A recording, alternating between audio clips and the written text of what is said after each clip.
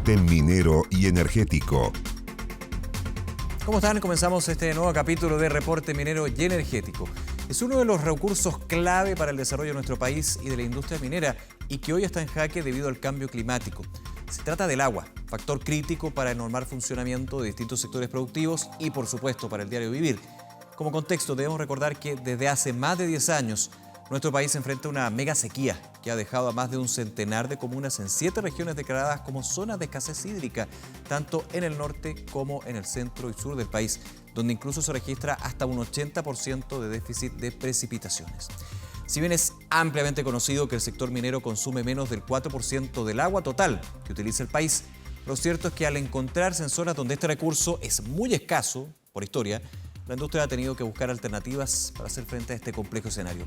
Vamos a conocer más al respecto. Para eso vamos a conversar en el programa con el académico de la Universidad de Chile e investigador del AMTC, de la misma casa de estudios, Cristian Ile. Otros temas que vamos a estar abordando en el programa. En este capítulo vamos a comentarles cómo ha sido el uso del agua y su recirculación para enfrentar esta crisis hídrica y conversaremos con el director general de la constructora Fieldbrand, Cristiano Mancilla, a propósito de un reciente estudio que analiza el avance en materia de innovación entre proveedores industriales de la región de Antofagasta. Como siempre, también la agenda minera y energética de la última semana. Acompáñenos y comparta con nosotros sus impresiones a través de Twitter con el hashtag Reporte Minero.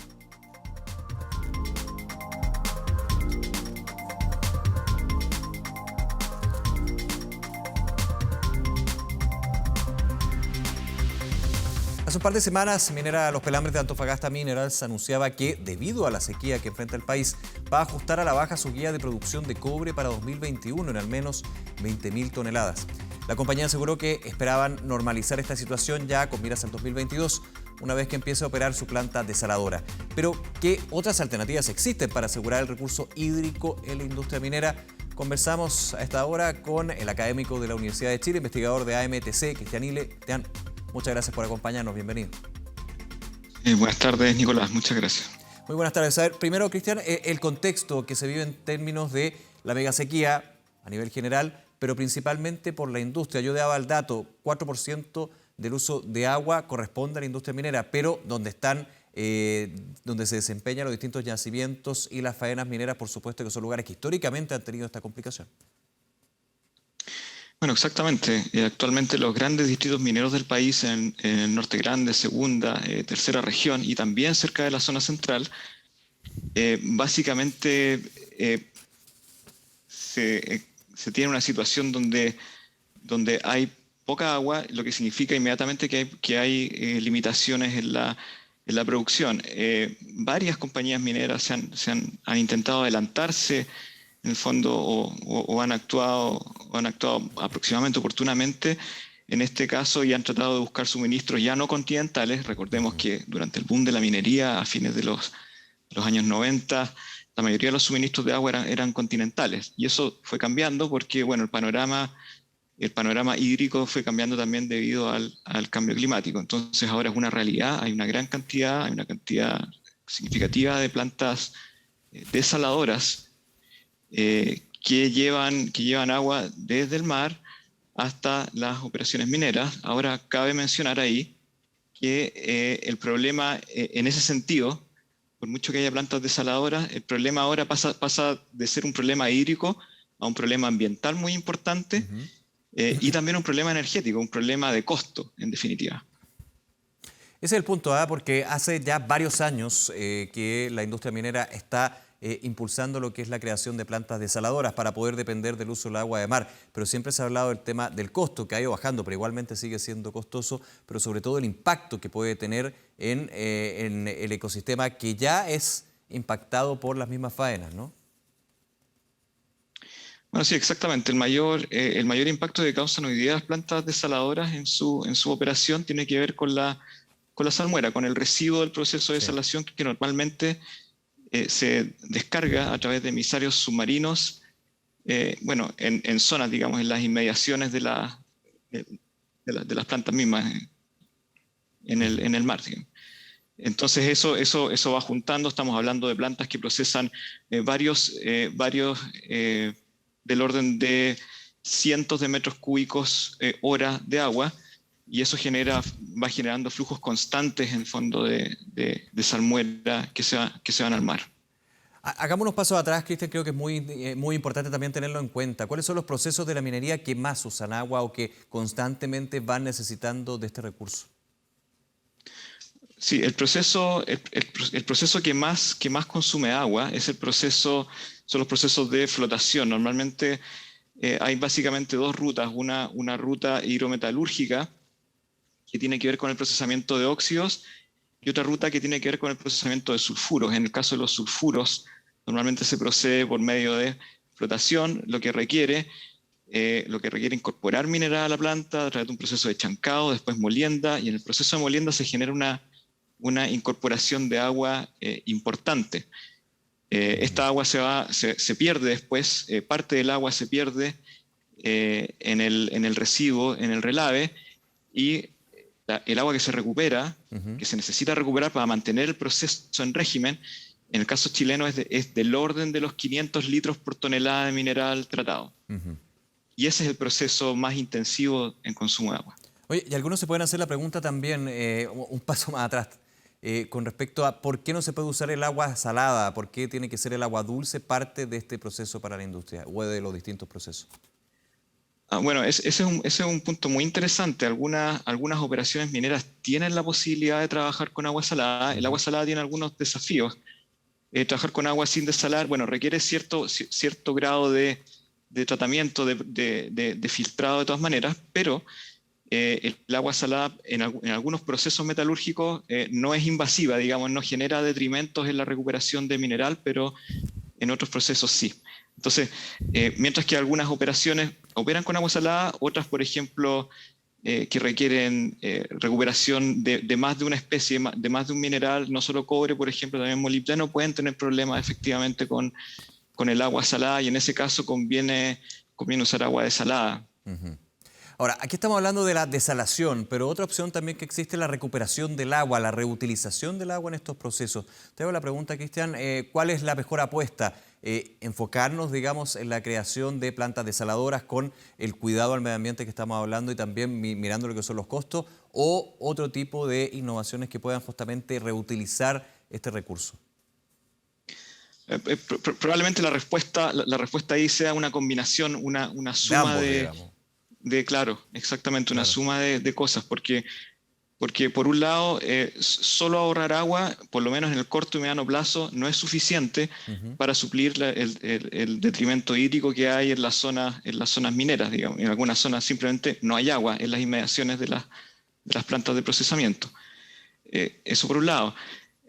Pero por otro lado, ciertamente, este proceso de generación de relaves puede ser hecho con una mayor recuperación de agua. Eso es desde un punto de vista técnico es viable, y el desafío ahí está principalmente en materia técnico-económica, diría yo. Claro. Por ejemplo, existen operaciones de tamaño, bueno, bastante más pequeño que la mediana minería, que operan con plantas de recuperación que hacen procesos de filtrado, de donde se recupera aproximadamente el 80% del agua utilizada. La minería chilena en promedio, en total, recupera cerca del 74% en promedio. Y mediante estos procesos de filtrado se puede ir mucho más arriba. El problema, como digo, es el costo y el tamaño. La gran minería chilena tiene esta característica de masividad que complica, digamos, todos estos procesos de recuperación con alta eficiencia. Entonces hay una presión por el desarrollo de tecnologías de más bajo costo para recuperar mayor cantidad de agua y, en definitiva, usar menos agua. Y me imagino, Cristian, también entendiendo que cada solución e innovación con respecto a la recuperación de agua, o también podríamos extrapolarlo a la desalación del agua de mar, tiene que ver y tiene que estar circunscrito, digamos, a cada faena o yacimiento, entendiendo que la minería en Chile tiene características distintas entre uno y otro, no son todos iguales, la misma solución no la puedo aplicar en 5 yacimientos por igual, digamos, para tener una visión. ¿Es así o obviamente o es al revés? Efectivamente se puede masificar una cierta solución con las mismas características. A ver, yo creo que existen oportunidades de generar sinergias en cuanto a la realidad del suministro hídrico, si bien distintas operaciones pueden tener distintos procesos o distintas necesidades de proceso. Por ejemplo, en materia de suministro hídrico, está esta característica del alto consumo energético que tiene la desalación en general. Estamos hablando de la cantidad de energía que se necesita desalar un metro cúbico de agua, que pueden ser 3, 4 kilowatt-horas. Después viene la cantidad de energía que se necesita para subir esa agua, transportarla por 100, 120 o 150 kilómetros hacia la precordillera, las faenas mineras, y por otro lado la necesidad de subir el agua desde el nivel del mar a la precordillera. Estamos hablando de 3.000, 4.000, pueden ser hasta 5.000 metros de altitud. Entonces, el costo energético es sumamente alto y se puede demostrar, digamos, es un hecho que está bastante documentado, que ese costo energético se puede bajar si es que se converge a sistemas de suministro que, en vez de abordar una operación minera en particular, que aborden distritos mineros, digamos, que haya un sentido del suministro de varios consumidores. Y eso puede generar bastante avance y eficiencia, digamos. Y reducción de costos, me imagino, también. Sin duda, sí. Ahora nosotros estamos en un superciclo, digamos. Sí. Por ahora, claro, el cobre está muy caro, pero eso no siempre es así. Entonces, las operaciones normalmente se ven amenazadas cuando el costo del commodity baja y los costos operacionales se mantienen. Lógico. Ahora, por último, Cristian, con respecto a la recuperación de agua, ¿cómo ha evolucionado la tecnología? Y te hago la pregunta también, ¿es tecnología que tiene que ser importada o han habido también iniciativas a nivel local con respecto a este punto, a poder usar de manera más eficiente el agua en estos tiempos de sequía, de mega sequía? Sí, bueno, hay varias aristas para ese problema, porque hay tecnología que ha sido importada, pero que ha tenido que ser adaptada a la realidad chilena, como mencionaba, por el tamaño de la industria minera. También hay empresas, digamos, y hay tecnología que ha sido desarrollada en Chile para, por ejemplo, para generar procesos de recuperación de agua intermedios entre los que recuperan más pero que son más caros y estos otros que son más convencionales, que están basados en la gravedad, pero que recuperan menos agua. Por otro lado, hay una parte de la ciencia que ha sido útil, que tiene que ver con conocer cómo es el comportamiento de estas mezclas donde yo quiero después separar el agua del material sólido, en el caso de los relaves. Entonces, mientras más eficiente es ese proceso, de mejor calidad es el agua recuperada. Otros desafíos que se ven en el horizonte, conforme vaya aumentando la tasa de recuperación de agua y aumenta, por lo tanto, la tasa de recirculación de agua en las plantas, también aumenta la necesidad de mantener limpia esa agua. Claro, porque finalmente también tiene que ser un agua limpia y estamos viendo que no es cualquier tipo de agua, podríamos decir. Cristian, se nos acaba el tiempo. Muchísimas gracias por habernos acompañado en el programa con un tema tan relevante como es el agua en la minería. Que esté muy bien. Muchas gracias, Nicolás. Hasta luego. Chao, hasta luego. Y sobre ese tema, en medio de la crisis hídrica, la industria y las diferentes compañías buscan cada vez más formas de amortiguar las consecuencias que esta escasez podría provocar en sus operaciones. La recirculación de este suministro es una de las alternativas. Los detalles en la siguiente. El agua ha sido un recurso estratégico y esencial para el procesamiento de minerales desde el origen de la industria minera en el mundo. Pero hoy, la crisis medioambiental ha impactado y mantenido en un escenario de incertidumbre a la minería. La minería consume cerca del 4% del agua que se dispone en el país. La principal limitación de la actividad minera es el hecho de que la mayor parte de ella se desarrolla en sectores donde hay severas limitaciones de agua, alta escasez hídrica. Por esto, algunas compañías han anunciado públicamente que se han visto en la obligación de disminuir su producción tras el efecto que ha causado la extrema aridez. Efectivamente, las proyecciones de disponibilidad de agua van a la baja. Los escenarios de cambio climático así lo muestran. Es posible que se recupere, que la sequía termine, ¿cierto?, en algún momento y que tengamos algunas décadas de disponibilidad relativamente mayor. Pero en promedio es difícil pensar que vamos a tener la cantidad de agua que tuvimos en el siglo pasado, por ejemplo. Es algo temporal, porque efectivamente está afectado ahora porque no ha habido lluvia, porque hay sequía, pero las compañías desde hace mucho tiempo ya han estado visualizando este problema y viendo cómo lo solucionan. De ahí que la recirculación de este insumo crítico se ha potenciado aún más, alcanzando un 76% según cifra de la Sociedad Nacional de Minería, aunque el uso de agua continental alcanza solo un 3%. Esto, que corresponde aproximadamente a 12 metros cúbicos por segundo, es una cantidad muy baja. Entonces, no es que se esté disminuyendo esa cantidad, básicamente, sino que lo que se va a ocupar adicional se va a utilizar agua de mar. Por eso, además de la recirculación, los sistemas de desalación de agua toman cada vez más fuerza en una zona que se mantiene bajo el Decreto de Emergencia Agrícola y Escasez Hídrica, pero los estudios continúan para prever y combatir un panorama que podría amenazar a las compañías. Hay investigación para poder usar agua de mar sin tratar inclusive. La industria ha invertido también una cantidad importante de recursos para desarrollar proyectos de desalación y de esa forma ir disminuyendo, ¿cierto?, su consumo de agua continental. En la medida que se realizan inversiones en desaladoras o técnicas de innovación para una reutilización del agua, vamos a ir nivelando los porcentajes de consumo. Tenemos como meta no superar el 10% de agua continental de las aguas totales utilizadas por la industria al 2030 y el 5% al 2050. De esta manera, esta tendencia de la industria minera busca revertir la amenaza del cambio climático para sus compañías y apunta a usar cada vez menos el agua continental para lograr seguir el avance hacia una minería más sustentable.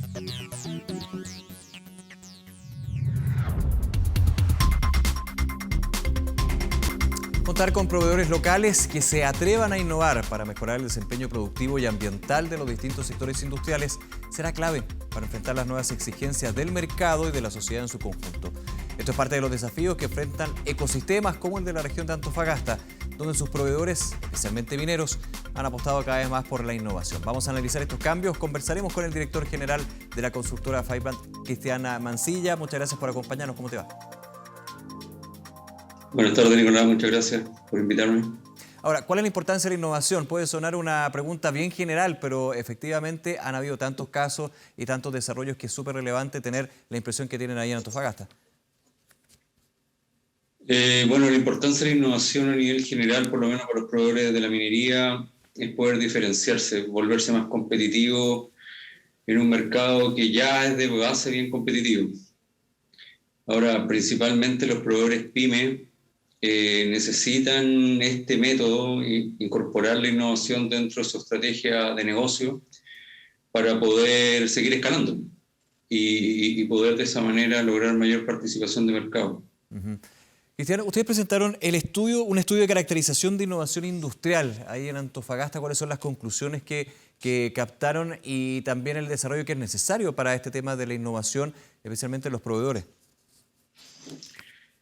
Sí, mira, nosotros efectivamente acabamos de... Tengo algún problema con mi cámara, parece. No te preocupes, te escuchamos bien. Este estudio nosotros lo terminamos en junio de este año. El estudio de caracterización industrial más grande que se ha hecho hasta el momento en Chile, digamos. En cuanto a la cantidad de empresas que pudieron ser encuestadas e identificadas. Entre los resultados más importantes es que, a pesar de lo que uno pudiera pensar a priori, Antofagasta tiene una tasa de innovación de proveedores bastante alta. Es cerca del 46% de los proveedores industriales, y estamos hablando de proveedores industriales transversales, no solamente mineros, independiente que en Antofagasta la mayoría de los proveedores son principalmente mineros. Claro, el fuerte ahí. Claro. Pero en general, cerca del 46% de proveedores industriales ha innovado en productos principalmente, porque este es un estudio de innovación de productos, no de innovación de modelos de negocio, innovación de procesos. Claro, soluciones en ese caso, Cristian. ¿Y cuáles son los productos que han presentado mayor grado de innovación y los que de alguna manera han sido más la constante en este ecosistema que ustedes han revisado en esta encuesta, en este estudio, perdón? Sí, mira, generalmente o la mayor parte de la innovación tiene que ver un poco con mejorar los servicios y productos que los proveedores ya tienen.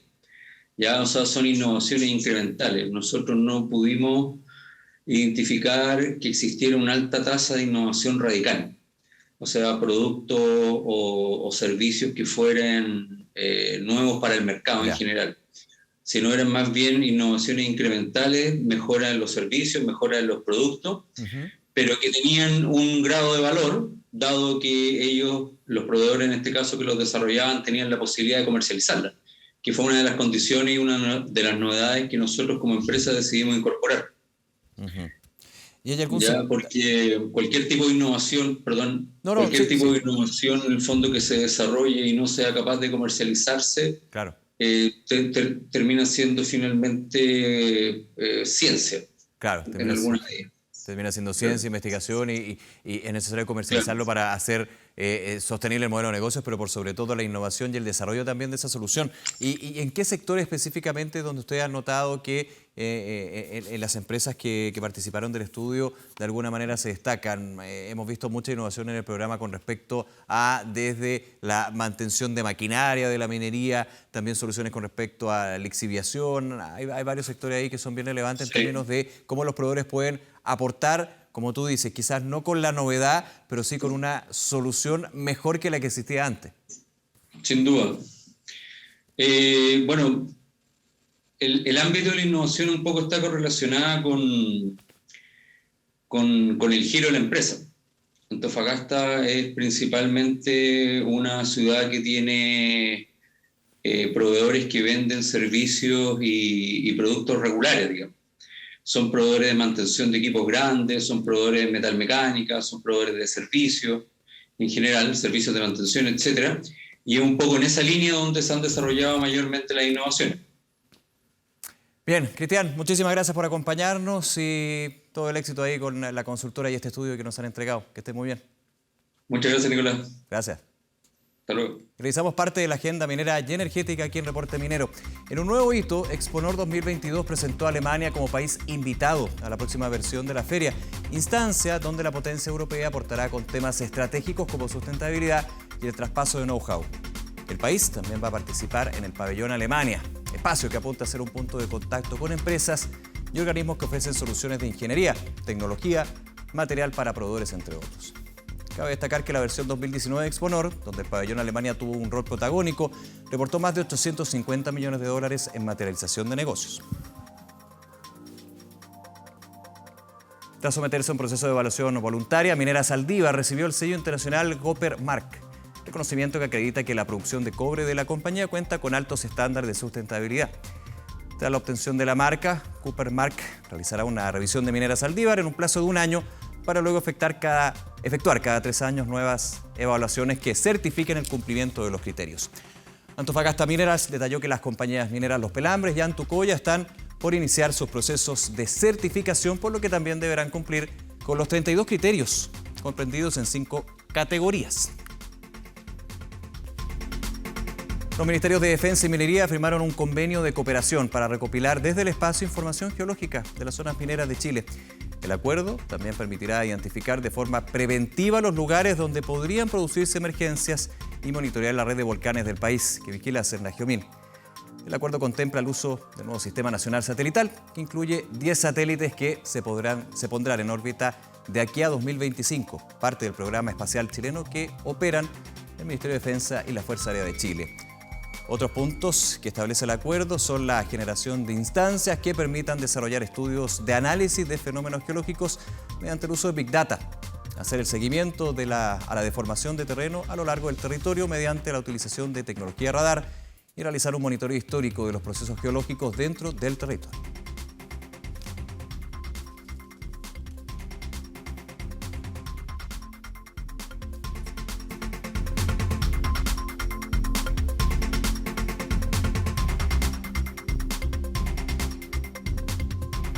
Nos vamos, muchísimas gracias por acompañarnos y recordarles que pueden revisar todos nuestros contenidos en reporteminero.cl, compartir con nosotros sus experiencias, sus datos, sus contenidos a través de nuestras distintas plataformas y en 24horas.cl las temporadas pasadas de Reporte Minero y Energético. Que estén muy bien, chao, nos vemos.